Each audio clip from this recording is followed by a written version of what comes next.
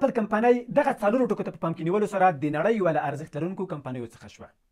هغه کمپنۍ چې محصولاتو ته خلک په قطارونو کې ولاړ وي، هغه کمپنۍ چې کله چې څوک یو محصول واخلي په هغې باندې د ارزښت یو احساس کوي.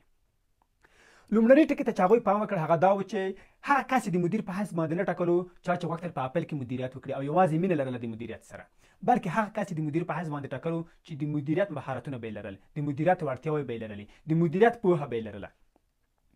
دویم ټکي ته چې اپل پام وکړ هغه دا و چې هغه کس د کارکوونکي په حیث باندې نه ټاکلو، کوم کس چې غوښتل چې په اپل کې کار وکړي یا د اپل د کارکوونکي په حیث باندې د مینه لرله، بلکې هغه کس د یو کارکوونکي په حیث باندې ټاکلو چې غوښتل یې په اپل کې یو څه ور اضافه کړي، یو نوی ارزښت د اپل کمپنۍ ته ور اضافه کړي، یعنې د اپل په محصولاتو کې یو نوی څه ور اضافه کړي تر څو یو ښه محصول شي.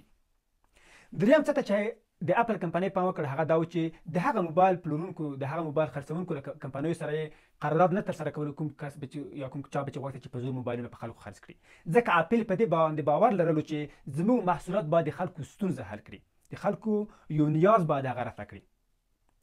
څلورم ټکي ته چې اپل کمپنۍ پام وکړ هغه دا و چې له وخت څخه مخکې هغوی حرکت ترسره کولو، یعنې دوی د خپلو پیرودونکو، د خپلو هغه کسانو چې موبایل یا کمپیوټر به استفاده کول، د هغوی غوښتنې په پام کې نیولې چې هغوی په راتلونکي کوم کوم شیان غواړي،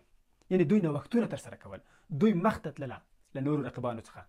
دا د لامل شو چې اپل کمپنۍ نن د نړۍ یوه له ارزښت لرونکو کمپنیو څخه ده.